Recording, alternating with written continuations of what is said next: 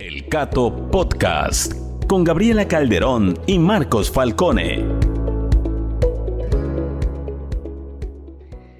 Hola, soy Gabriela Calderón y les quiero dar la bienvenida a otra edición del Cato Podcast. Hoy nos acompaña Ian Vázquez, vicepresidente para Estudios Internacionales del Centro para la Libertad y la Prosperidad Global del Instituto Cato. También está con nosotros mi colega Marco Falcone, investigador del mismo centro. Ellos nos acompañan desde Washington y está con nosotros nuestra invitada del día de hoy para discutir un tema que ha estado muy presente últimamente en las noticias, Venezuela, por supuesto. Está con nosotros Sari Levy Carciente. Ella es una economista e investigadora del Centro Adam Smith para la Libertad Económica en la Florida International University. Ella coordina programas de investigación, por ejemplo, el índice de burocracia, que es un importante estudio anual sobre el impacto de las burocracias en las pequeñas empresas y microempresas de varios países del mundo.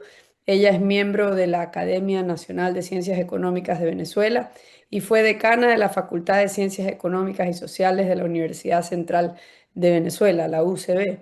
Desde 2015, la doctora Levy Carciente es responsable del cálculo y análisis del Índice Internacional de Derechos de Propiedad. Y estos temas en los que creo que se ha especializado a lo largo del tiempo, Sari, son temas cruciales o van a ser temas cruciales para la reconstrucción de Venezuela. Y lo que queremos hablar hoy, nosotros entendemos que la situación está en desarrollo, no se sabe exactamente cómo va a terminar después de los sucesos del 3 de enero, pero queríamos conversar con Sari porque ella también es cercana al equipo, ella es parte del equipo de María Corina Machado. ¿Cuál es el plan que se tenía, que se tiene para esa Venezuela del día después y sobre todo en el plano económico? Es un país que termina el 2025, según unas estimaciones, con una tasa de inflación anual que supera el 500%. Entonces, es una situación crítica. Y queríamos empezar a discutir hoy, enfocarnos en eso. ¿Cuál es el plan para la Venezuela del día después? Y Sari, yo quería empezarte preguntando cuáles son los ejes principales o los principios rectores de ese plan. Bueno, ante todo, muchísimas gracias por esta invitación. Compartir con ustedes es un verdadero privilegio. Y efectivamente, sí, llevamos muchos años trabajando, pensando en la Venezuela del futuro, cuando siempre pensando qué vamos a hacer en el momento que logremos salir de este régimen que tanto daño nos ha causado a través de su modelo socialismo del siglo XXI. Y eso se fue consolidando en lo que llamamos el programa o el Plan Venezuela Tierra de Gracia, que, como dije, no es algo que se sacó del sombrero hace un par de semanas.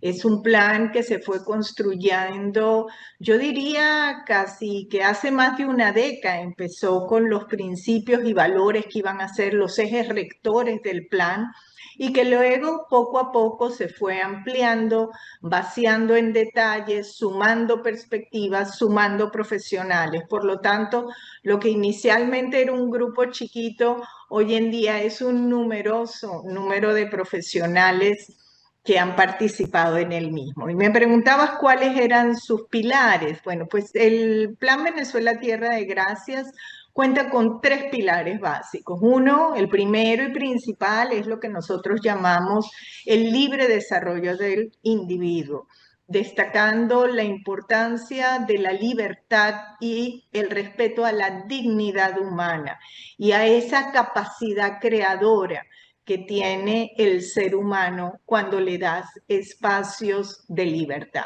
Ese es el primer principio y es el eje alrededor del cual se teje todo el plan. El segundo elemento es lo que tiene que ver con el Estado al servicio del ciudadano.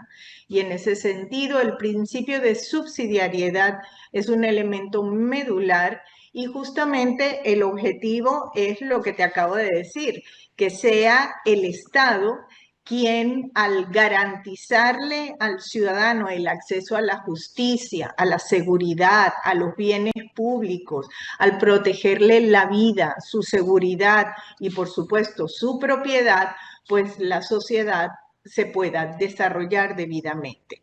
Y el tercer elemento es economía de libre mercado. Y esto es medular porque es el respeto a la competencia, la libertad de los mercados, es lo que sabemos favorece la productividad, atrae la inversión, favorece el desarrollo productivo, la creación de empresas, la eficiencia y la calidad de vida. Entonces los tres elementos, los tres pilares conforman la base a partir de la cual se desarrollan 6 ejes de política. La primera tiene que ver con lo que nosotros llamamos, ¿cómo es que era? Perdón, las bases políticas para la convivencia.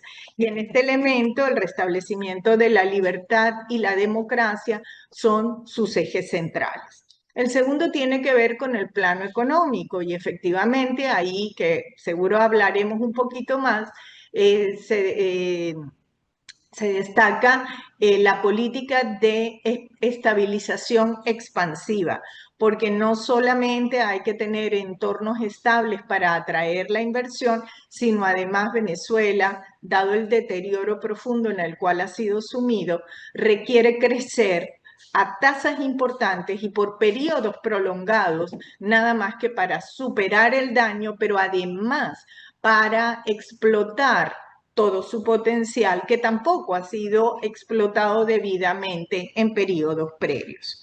Hablamos también de una sociedad, una economía de oportunidades con inclusión y movilización social, elementos en los cuales, por supuesto, tenemos que hacer énfasis en la eliminación de la pobreza y el desarrollo de lo que llamamos las clases medias, que son las clases dinámicas y que se ha demostrado que generan esa potencia en las sociedades. Otro elemento tiene que ver con el desarrollo de una economía resiliente que favorezca la transición del modelo energético. Y digo esto porque es muy importante siendo nosotros países petroleros, pero además que somos países, Venezuela es un país con potencial energético en su sentido más amplio. El restablecimiento, por supuesto, de Venezuela en lo que llamamos su reinserción a la economía global, pero a los circuitos, digamos, la posición de Venezuela en el mundo democrático, en la atención a su diáspora, cosa que antes no teníamos en números importantes, pero que ahora es enorme. Y por último, lo que llamamos seguridad ciudadana y regeneración democrática. Cada uno de estos ejes de política tiene a su vez un conjunto de elementos que van a interactuar entre sí, se cruzan la una con la otra y por supuesto se generan sinergias entre las mismas. Y bueno, ahora más bien espero tu pregunta para adentrarnos en cada uno de los elementos que consideres de interés. Claro, todos son de interés, pero creo que en el centro de todos los problemas de Venezuela a lo largo de las décadas ha sido el tema del petróleo, de la energía. Creo que es correcto decir que Venezuela es un caso emblemático de la maldición de los recursos, esa idea de que un país rico en recursos no se enriquece sino se empobrece, desde mi concepto, porque se concentra toda esa riqueza en manos del Estado para ser redistribuido en vez de para ser invertido por el sector privado, etcétera, etcétera. Eh, Dos preguntas. Una es, se supone que todas estas reformas y planes se contemplan bajo la constitución vigente por ahora.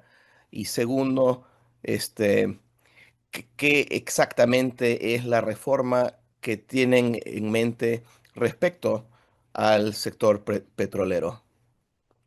Mira, efectivamente, una de las dimensiones de mayor atención para todos nosotros siempre fue lo que llamamos la dimensión institucional. Y esto es así porque sabemos el impacto que tiene en la generación de incentivos en la sociedad y porque el marco jurídico es el piso sobre el cual debe montarse una sociedad que fomente el respeto al Estado de Derecho. Y es ahí donde queremos llegar porque no estamos, vamos a estar claros. Sí hay muchas críticas sobre la Constitución vigente, pero más aún la hay sobre el conjunto de leyes inconstitucionales que se fueron generando a lo largo de estos 25 años. Porque si tú pudieras incluso tener perspectivas críticas sobre el peso del Estado, por ejemplo, en la Constitución del 99, ni te quiero contar lo que sería la revisión detallada de ese conjunto de normas que se fueron, leyes inclusive de carácter orgánico, que se fueron dando a lo largo de todos estos años. Y te estoy hablando de leyes, reglamentos, cuestiones hasta burocráticas, por decirlo ya, dado que lo mencionó Gabriela al comienzo, que realmente impiden la dinámica económica en su debido ser. Ni hablar si tocamos el punto de la propiedad privada. La confiscación que se dio del 2005 hasta el 2015, que fue el periodo intensivo de expropiaciones que no deberían llamarse expropiaciones, porque la expropiación es una figura legal, pero esta inclusive, la figura legal fue violentada porque no cumplía con el debido proceso. Por eso es que la llamamos confiscaciones, a falta de mejor palabra para definir lo que se hizo. La apropiación indebida de activos que estaban en manos del sector privado y que han terminado no solamente en el sector público, sino profundamente improductivos, ha sido catastrófico. Hoy en día podemos hablar de unas 900, más de 900 empresas en manos del sector público, 2/3 de ellas en manos del gobierno central, 1/3 de ellas en manos de gobiernos regionales, todas ellas improductivas. Entonces, pensemos nada más en un detallito, el gasto de nómina. Eso sin hablar de todo lo que representa tener una empresa que se va depreciando, siendo ineficiente a lo largo del tiempo. Y entonces sí, el marco legal, el marco jurídico, las reformas necesarias fueron un elemento medular a la hora de evaluar inclusive qué hacer en cada sector. Y en el caso petrolero no es solamente no es una revisión menor, porque cuando revisamos el government take nada más del caso del sector petrolero venezolano, es el mayor del mundo. Es tan elevado que si no fuera por la potencialidad que tiene Venezuela en ese sector, pues simple y llanamente no sería un caso de inversión jamás. Así que a mí no me extraña que haya habido un presidente de una empresa petrolera que haya dicho que Venezuela no era un sector para invertir en eso, porque en estas condiciones no se puede negar una frase de esa naturaleza. Pero modificando las condiciones, somos un país extraordinario de inversión, con un enorme potencial. Más allá de la parte impositiva, hay elementos que tienen que ver con la participación obligatoria que se impuso al sector nacional, a la empresa, digamos, que tenía que tener toda inversión extranjera y donde el sector público venezolano tenía que tener por lo menos el 51%. Esa situación impedía el crecimiento de las empresas, sobre todo cuando Venezuela en este momento está quebrada. ¿Cómo vas a invertir? ¿Cómo vas a permitir que esas empresas puedan crecer? Entonces, todo eso ha sido revisado y obviamente lo que se plantea en el Plan Venezuela Tierra de Gracia no solo es la apertura en general del sector petrolero, sino la privatización de PDVSA, de forma tal que el sector petrolero funcione como cualquier mercado donde tenga una agencia debidamente reguladora, que haga lo que corresponde, porque claro, nosotros no estamos planteando el fin del Estado, sino un Estado haciendo lo que le corresponde en una sociedad. Sari, después te quiero hacer una pregunta acerca de esas declaraciones que estabas mencionando de un CEO de una empresa petrolera, pero antes de eso, otra pregunta que tengo es, porque estamos hablando bueno, de Venezuela, Tierra de Gracia, el programa de María Corina, que por supuesto, bueno, sabemos que está a favor del libre comercio, el libre mercado, la privatización del petróleo, como estabas diciendo vos. em, pero siguiendo el hilo de la transformación radical que tiene que ocurrir en términos del sector petrolero, que está estatizado en Venezuela desde los años 70, ¿no? ¿Hay algo más en el plan que vuelva un potencial programa de María Corina Machado radicalmente diferente, no solo respecto de la dictadura, sino de los años previos a la dictadura también? Porque, claro, la estatización del petróleo viene en los años 70, pero Chávez no llega al poder hasta 1999. Entonces, algo más mal salió en todos esos años que probablemente haya que cambiar. Entonces, ¿hay algo más, además de la privatización del petróleo, que represente un cambio radical respecto de los últimos, supongamos, 50 años en la economía venezolana? Yo diría que es la visión de Venezuela más allá del petróleo y no solamente como país petrolero. El solo hecho de vernos como país energético y no solamente petrolero ya nos da una perspectiva distinta. Venezuela, desde el punto de vista de los hidrocarburos, además de tener petróleo, tiene gas, pero además somos un país rico en energías verdes. Y eso a su vez genera una relación en la producción de ciertos sectores bien interesante que abre la puerta a activar ciertos sectores con una mirada moderna que exige el siglo XXI. Y en ese caso te puedo hablar de la metalmecánica. La metalmecánica, además de todo lo que significa con el hierro, por ejemplo, requiere de un potencial energético importante. Y ahí la energía verde hace que esa producción sea vista en los mercados internacionales como un elemento muy favorable por ser verde, pero además generándole una ventaja competitiva desde el punto de vista del precio y su calidad. Menciono este tema porque solo el ver el potencial de energía que tiene el país te cambia la mirada y no se concentra solo en petróleo. Y ahí también puedo decirte que cuando tú ves a Venezuela como país energético, piensas en sectores como los data centers o en inteligencia artificial. Porque, bueno, sabemos que la inteligencia artificial es altamente consumidora de energía. Y entonces tú empiezas a ver a Venezuela como un potencial para el desarrollo de un sector tecnológico de innovación y conocimiento que no estarías pensando quizás si te concentraras únicamente en petróleo. Petróleo seguirá siendo un área muy importante en la economía venezolana, pero también hay que verla como un elemento dinamizador y no que sea más bien una barrera para el crecimiento del resto de los otros sectores. No es lo mismo utilizarlo como palanca que como freno. Y digo esto porque cuando tú te concentras solamente en ese sector, tú puedes generar distorsiones cuando estaban en manos del Estado a nivel cambiario que impedían el desarrollo del resto de las actividades productivas. Entonces tú generabas una sobrevaluación cambiaria que evitaba el desarrollo del resto. Y ese elemento, aunque parece sutil, es muy importante desde el punto de vista de la concepción del plan.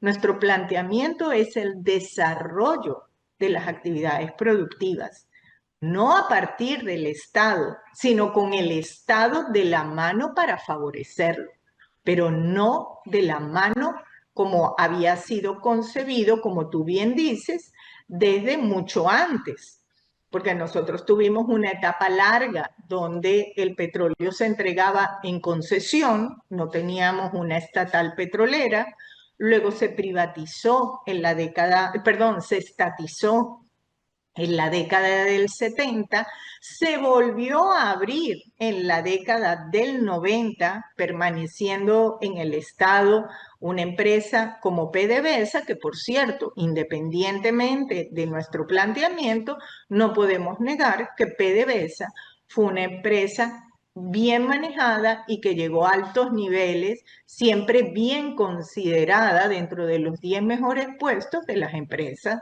en el sector. Entonces, aquí lo importante es el enfoque de palanca del sector petrolero para el resto de la economía y no focalizarse solo en ello. Sari, yo escuchándote hablar de esta predominancia del Estado en un sector muy importante, bueno, el más importante dentro de la economía venezolana, no puedo evitar pensar y relacionarlo con mi país. Ojalá no les pase lo que pasó acá, que cuando se salió de la dictadura y se volvió a la democracia, se mantuvo el modelo estatizante de las dictaduras militares que tuvimos acá en los 70, porque seguimos con esa industria de petróleo estatizada, también la industria energética. Y bueno, esa es una, digamos, una cuestión heredada que luego fue, digamos, mantenida por gobiernos de distintos sellos. Yo lo que te quería preguntar era, ahora que estamos hablando digamos, propuestas de reformas a la economía venezolana, para quienes nos escuchan y también yo tengo mucha curiosidad de entender cómo funciona actualmente lo que uno ve en las noticias en el día a día, porque uno, por ejemplo, lee en las noticias que el sueldo mínimo equivale, creo que son 130 bolívares, lo cual equivale como a $4, que son cosas increíbles, es decir, cómo vive la gente así. Y del tema de la inflación anual. Porque ya cuando estás en una tasa anual de 500%, esa es una cifra de diciembre, ¿a cuánto está el día de hoy? ¿Cómo hacen los venezolanos con este mercado cambiario sumamente controlado, con una brecha tan grande entre el tipo de cambio oficial y el paralelo, y fenómenos como las criptomonedas y el uso de CEL, que tengo entendido que es muy extendido en Venezuela? ¿Nos puedes explicar un poco acerca de la situación actual para también entender mejor las propuestas?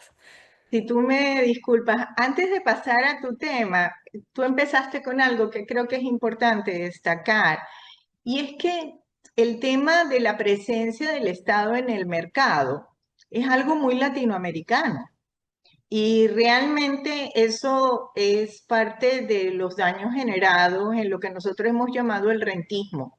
El rentismo no es un efecto únicamente económico, tiene efectos sociopolíticos importantes y por eso se genera la captura del Estado o el intento de captura, porque es quien concentra los recursos y por eso hay una dinámica sociopolítica alrededor de la captura del Estado que hay que tratar en lo posible de que ello no ocurra. De ahí la importancia de estos procesos de apertura y privatización. Y que, como tú bien dices, a veces se cambian unas cosas, pero no siempre son suficientes.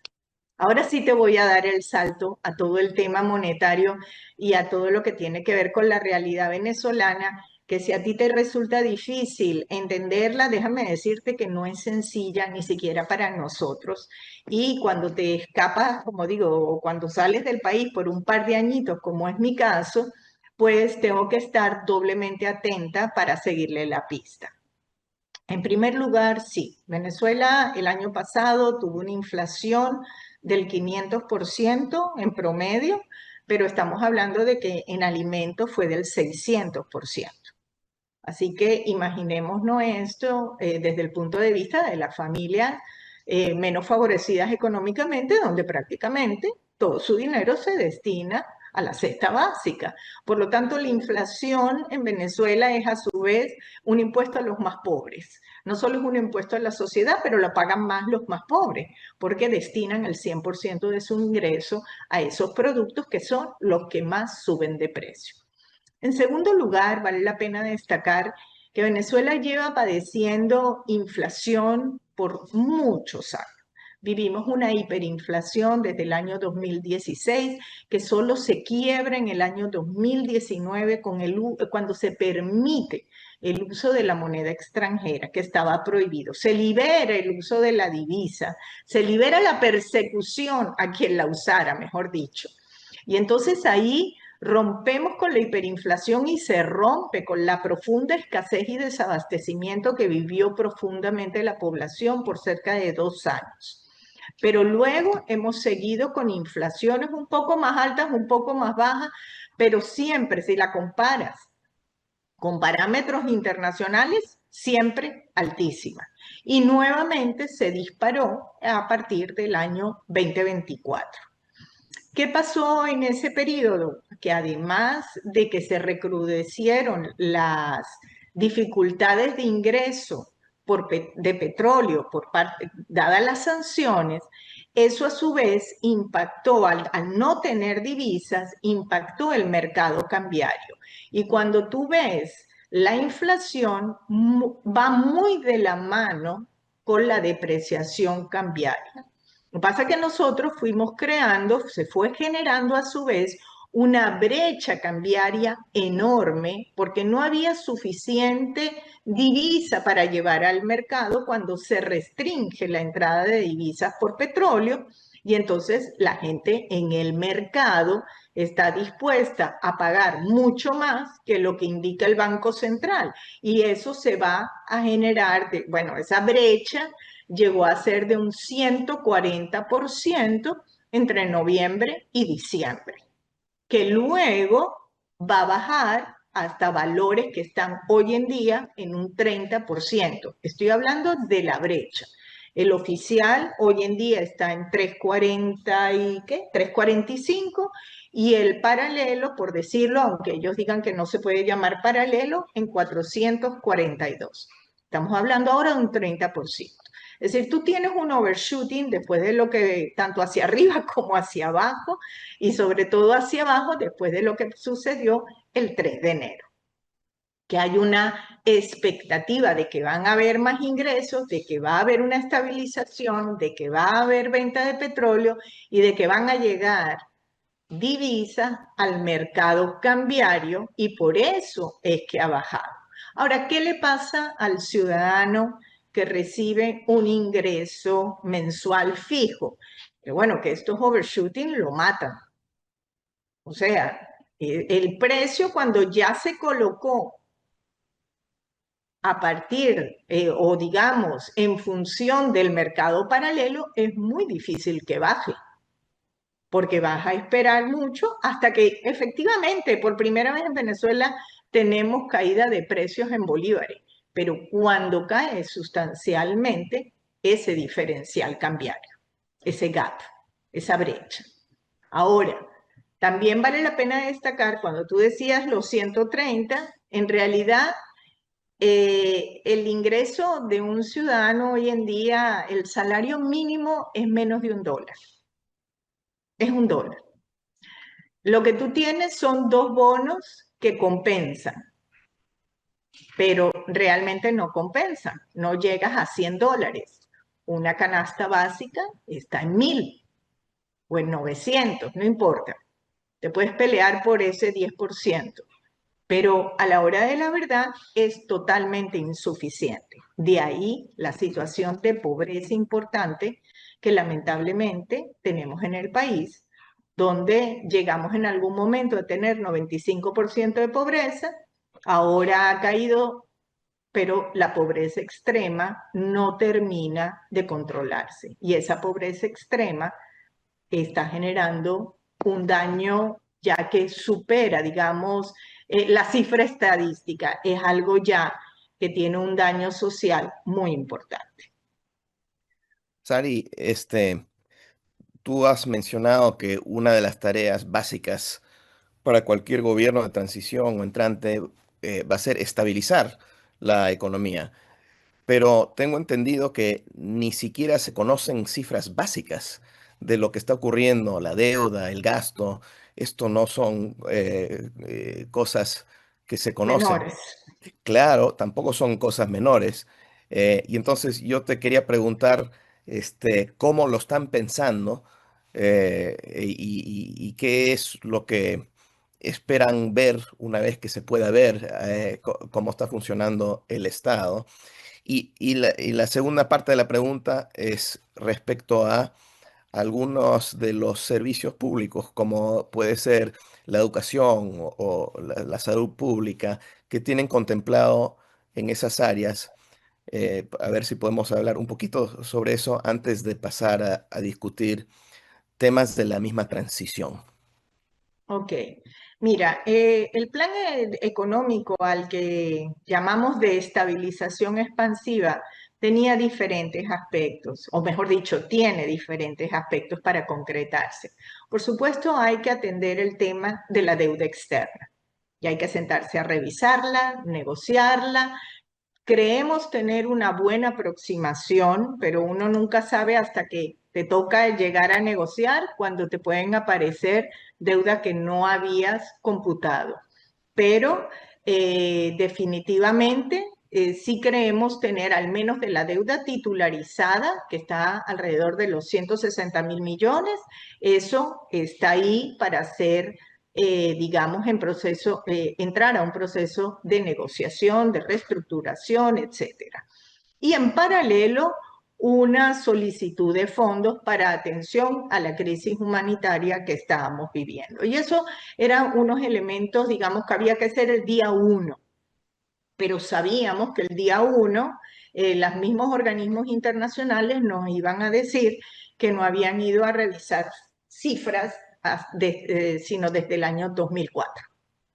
Y eso también exige un tiempo, porque aunque hemos tenido, digamos, estadísticas de inflación en organismos internacionales que inclusive apuntan hasta el año 2016, la revisión como Dios manda de lo que corresponde al artículo 4 del fondo no se ha hecho sino hasta el año 2004. Entonces ese era otro elemento que había que hacer el día 1 también, porque es que había muchas tareas para el día 1.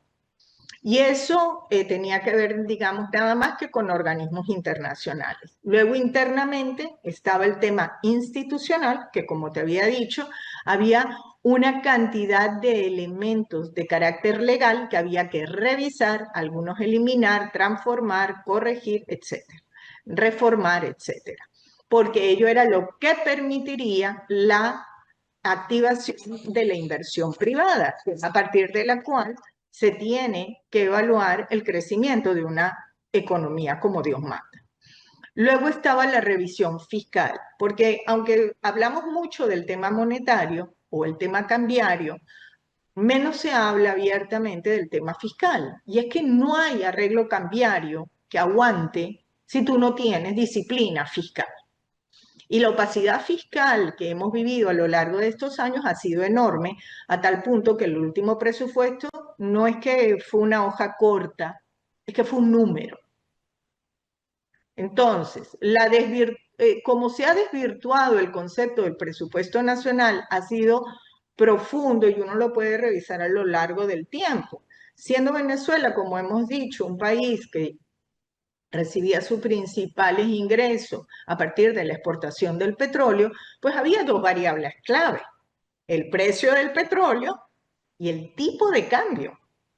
Si tú distorsionabas cualquiera de ellos, y peor, ambos, pues el presupuesto nacional dejaba de funcionar como debía haber funcionado. Se tocaba el tipo de cambio subvaluándolo en alguna etapa, generando ingresos extraordinarios, y estos ingresos extraordinarios no pasaban por el Congreso en su distribución, sino que se concentraban en el Ejecutivo. Emergieron ahí las afamadas misiones manejadas con enorme opacidad. Y con el tipo de cambio, pues pasaba exactamente lo mismo, dependiendo, y además junto con un control de cambio. Entonces, las distorsiones que se han desarrollado a lo largo del tiempo en la economía venezolana son realmente para hacer un libro de lo que no hay que hacer, pero un libro de terror, y por eso hemos llegado a donde estamos. Entonces, todos estos elementos no es que se iban a corregir instantáneamente, pero sabíamos cuáles eran las fallas Y al saber cuál es la falla, tú puedes plantear directamente su atención. Te mencioné anteriormente el tema de la cantidad importante de empresas que están en manos del sector público, las cuales tenían que privatizarse. Pero a su vez había que revisar la estructura de la administración pública. Hoy en día tenemos más de 34 ministerios. A ver, dime tú, eso ni un equipo de fútbol, 2 equipos de fútbol juntos, 3 equipos de fútbol. A eso no se puede discutir nada. Entonces tú tienes que hacer una evaluación de cómo va a ser esa administración pública, cómo integrarla, cómo reorganizarte, qué hacer con el personal, en fin, todo eso estaba pensado. Obviamente que una cosa es pensarlo y otra cosa es cuando estás al frente, pero los planes se hacen justamente para ello, para tener una forma de entrarle al problema de una forma, pues, con menor dosis de incertidumbre, para ponerlo de alguna manera. Entonces, te comento esto porque el plan económico era, por decirlo, era un plan económico bastante integral. Tenía los elementos de deuda, los elementos macroeconómicos, todo lo que tenía que ver con política monetaria, restablecer la independencia del Banco Central. En cuanto al esquema cambiario, nosotros planteamos, vamos a mantener el esquema bimonetario, libre convertibilidad y libre nominación de contratos.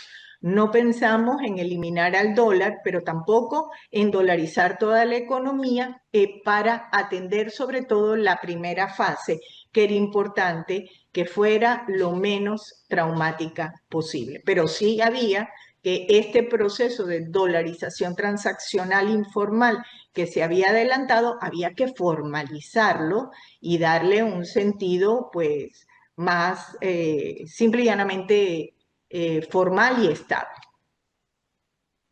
Sari, No sé si te contesté todo, pero discúlpame. Está bien, está bastante completo. Sari, tengo una pregunta en relación a eso último que estabas diciendo, porque bueno, hay términos que son muy familiares para mí que soy argentino, últimamente para los bolivianos también, para muchos latinoamericanos, como brecha cambiaria, dólar paralelo, distorsiones del tipo de cambio, intervenciones, hiperinflación, inflación pagada por los más pobres porque es más en alimentos, y entendiendo, bueno, que la transición es un plan, que los planes no siempre salen como uno los tiene, pero tampoco se puede llegar a ese momento sin un plan.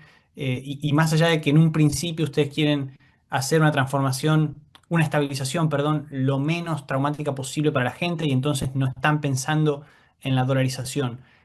eh, ¿Podrían considerarla para un futuro, quizás teniendo en cuenta la forma en la que esta dolarización es, informal ha ayudado a la economía venezolana más o menos en los últimos años y teniendo en cuenta los casos que hay en América Latina? O es algo que ya, si no se hace en el primer momento, no piensan hacer? Mira, yo creo que uno nunca se debe cerrar a ninguna puerta de política económica y mucho menos en este sentido. Si tú hablas hoy en día de dolarización en Venezuela, el primero que levanta la mano para decir sí es el trabajador.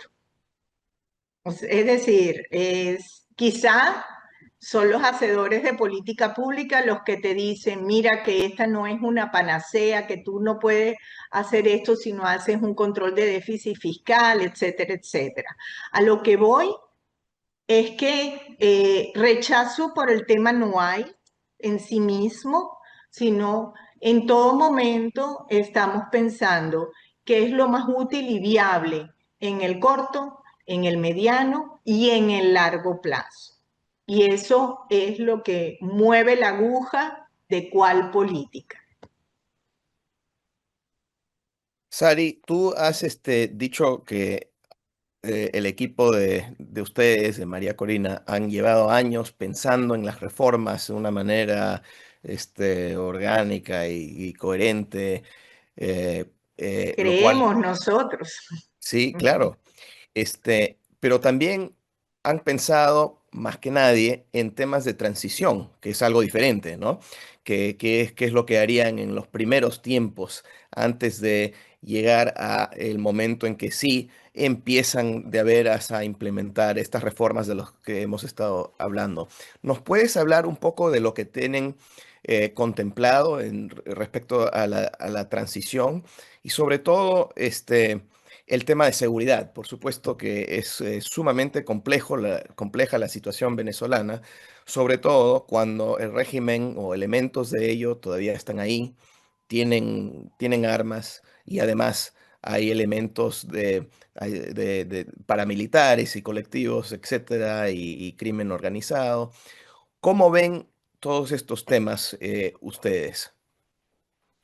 Fíjate, el tema de la transición, posiblemente yo estuve más involucrada en lo que llamaríamos esa transición económica, que en muchos casos se nos planteaban transiciones que era importante revisar, como podían haber sido la española o la chilena o la de muchos países latinoamericanos, pero que algunos consideramos que dada la naturaleza del modelo económico subyacente, ese modelo de socialismo del siglo XXI, había que revisar con más atención lo que sucedió en las economías de Europa Oriental tras la caída de la cortina de hierro. Entonces ahí tenemos un enorme, digamos, una vasta biblioteca de experiencias para revisar, donde muchos temas son importantes. Por mencionarte uno, qué tan rápido o qué tan lento ir, la gradualidad o el shock. Eso fue parte de los aprendizajes que se extrajeron eh, de estas transiciones.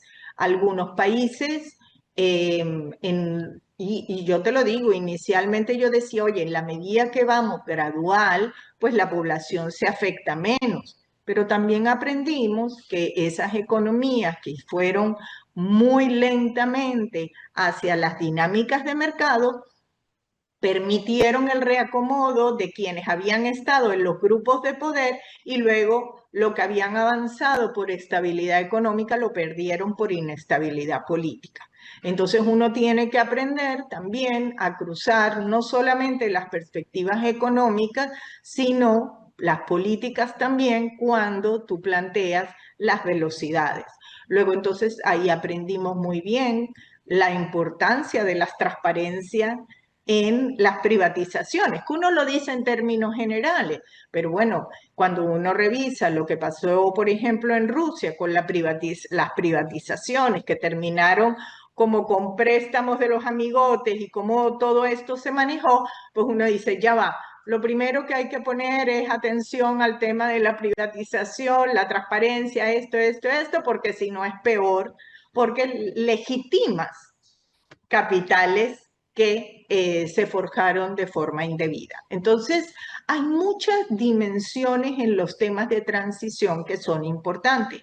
Y luego el tema, como tú bien dijiste, el tema de seguridad es un tema clave en el caso venezolano, porque no es un régimen que se conforma, digamos, solamente dentro del país. Esto no es un problema interno venezolano, sino que Venezuela pasa a ser parte de un nodo de redes que se mueven a nivel global y que se han definido y que se han demostrado atender terrorismo, narcotráfico, lavado de dinero, tráfico de personas, de oro, etcétera. Entonces, cuando tú ves terrorismo incluso, entonces cuando tú ves esa criminalidad que actúa en red a nivel global, tú dices, ya va, mis fronteras territoriales no son suficientes y tengo que buscar una evaluación geopolítica y hemisférica en particular que atienda esta dinámica.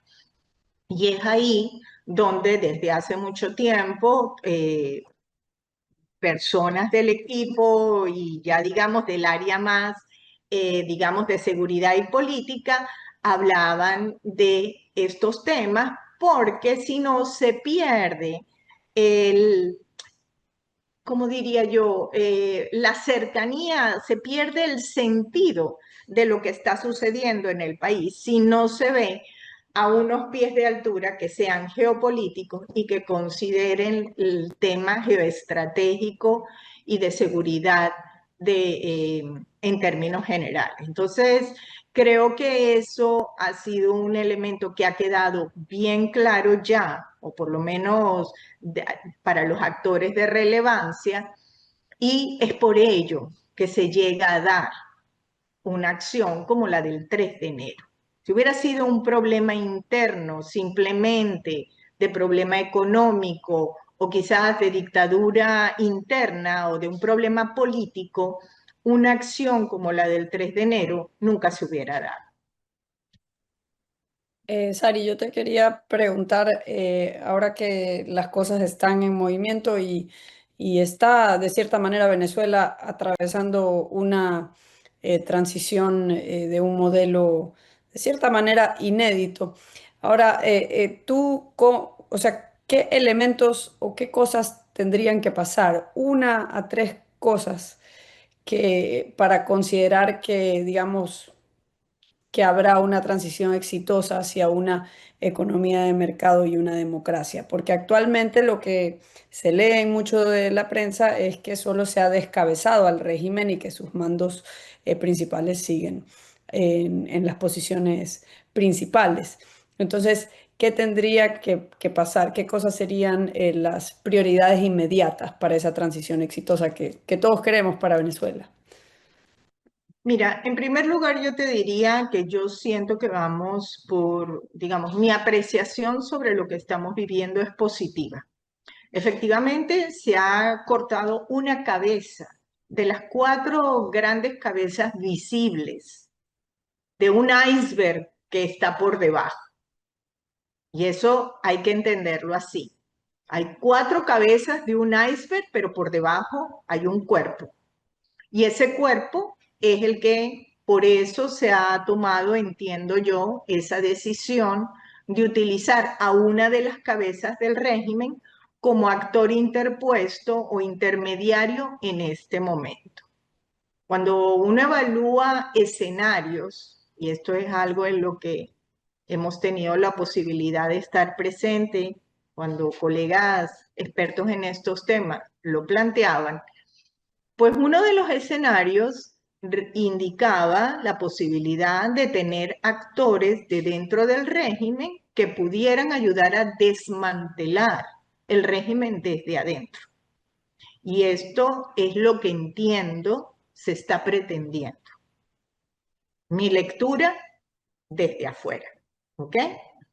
En segundo lugar, cuando yo escucho al presidente Trump reunido con un grupo de petroleros hablando sobre el tema, pues me siento, ¿cómo decirte? Creo que el presidente Trump supo vender mucho mejor Venezuela desde el punto de vista económico que lo que nosotros intentamos con el proyecto Upside Venezuela, una oportunidad de 1.7 trillones. Hace el año pasado, a mediados del año, nosotros hicimos una presentación en el Council of the Americas con este título que les acabo de decir, tratando de mostrar a los actores económicos lo que se perdía de mercado por estar Venezuela inserta en este entorno inapropiado, legal, etcétera, legal, jurídico, etcétera, y que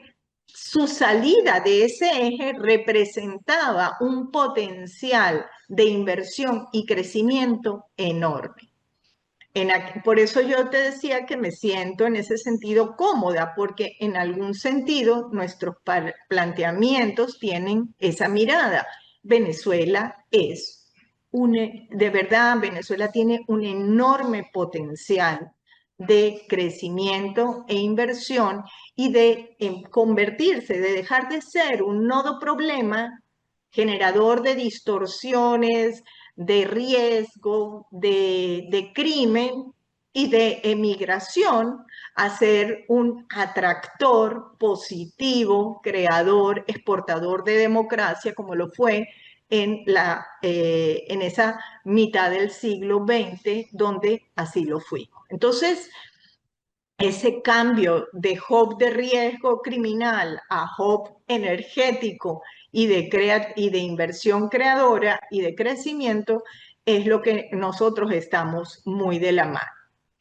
Que aún no llevamos, desde el 3 de enero no han pasado sino 2 semanas y parece que ha pasado un mundo.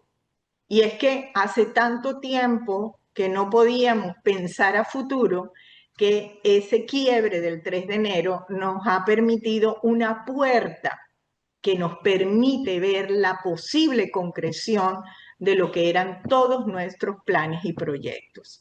Entonces, yo no sé exactamente qué y cómo va a pasar, pero siento que estamos 1.000 millones de veces mejor que el día 2 de enero y que hay una mayor proyección de que se concrete esa transición a la democracia y a un mercado y a un libre mercado que sume libertad a toda la región. ¿Cuál es el mayor riesgo de que no llegaran a ese punto? Que el proceso sea lo suficientemente lento como para que los actores internos se apropien de él o se genere algún cisne negro que como tal no lo puedes prever. Por eso tiempo para mí es una variable clave. Mientras más rápido este proceso de transición, mejor. Mientras más rápido, pero entendiendo que no por levantarte más temprano amanece antes. Es decir, hay cosas que requieren su tiempo, pero sí, no extenderlo si no es necesario. Bueno, Sari, te queríamos agradecer por acompañarnos el día de hoy. Hemos estado conversando en esta edición del Cato Podcast con Sari Levy, economista venezolana, miembro del equipo de María Corina Machado, discutiendo el plan de gobierno Venezuela, Tierra de Gracia en esta edición de hoy del Cato Podcast. Espero nos acompañen en una siguiente edición. Muchas gracias. El Cato Podcast con Gabriela Calderón y Marcos Falcone.